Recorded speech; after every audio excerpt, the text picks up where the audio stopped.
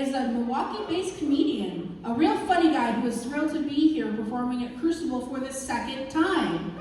Matt couldn't afford a Ferrari for his quarter midlife crisis, so instead he turned to comedy, which is only free and only slightly less embarrassing. Please join me in welcoming to the stage Matt Ragalie.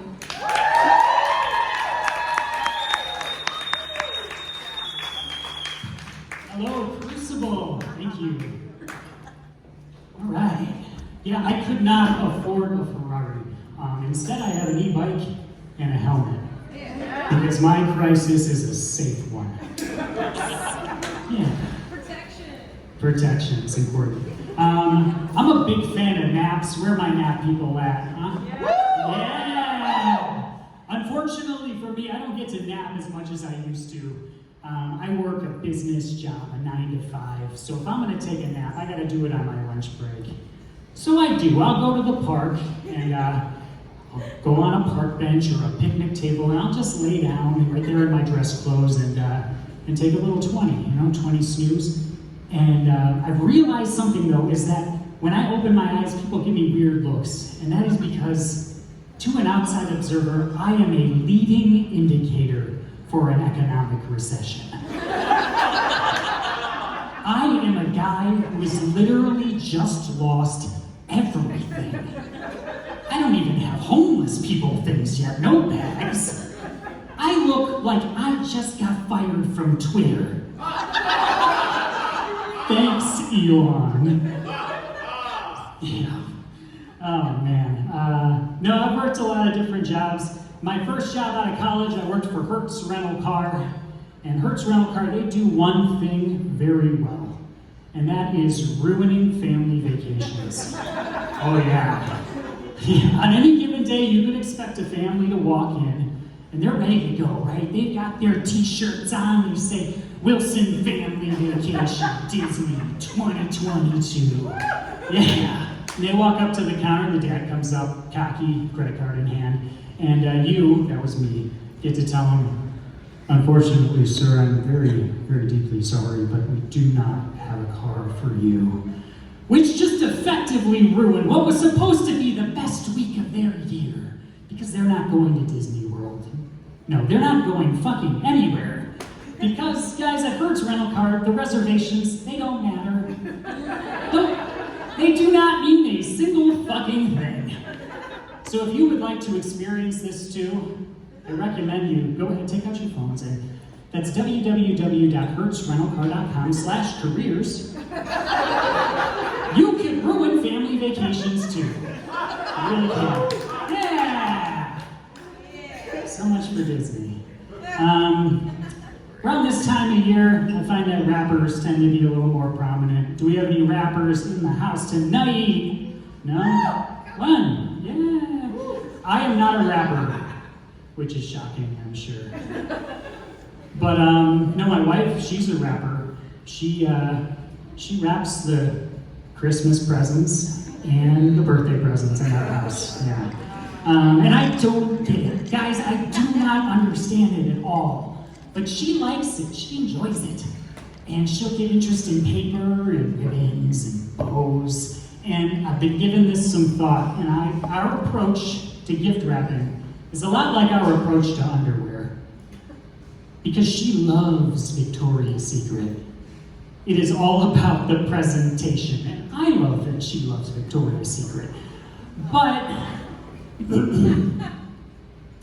for me, when I'm wrapping presents, I just grab whatever's around, and I just cover the thing.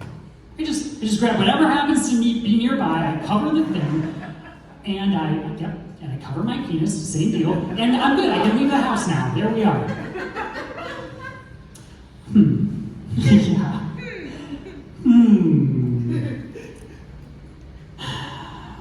More about my wife. Let's talk more about my wife.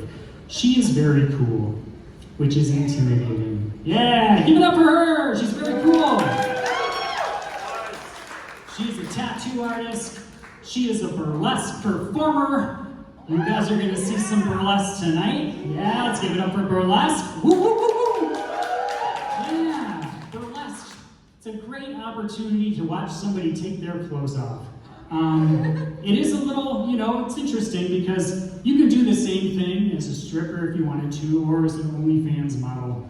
But as a burlesque performer, you get to do that and you can still be poor. So that's nice. But it is art.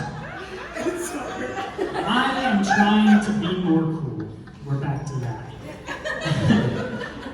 Because I'm not. I'm a customer service manager and I'm up here telling jokes. But it's hard because one thing that makes it a little more difficult is I don't drink alcohol. Give it up for me. I've been sober for 3.5 years.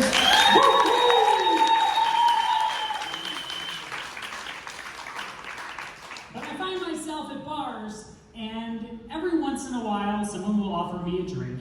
And before I used to just, politely decline, but I'm trying to be more cool. So now, instead, I respond with, no thank you. I'm a fucking Mormon. Hear me out. I'm a fucking Mormon because in the role of a Mormon, I can continue to swear, I can smoke, I can gamble, and I can look at tits. Burlesque show, there we go.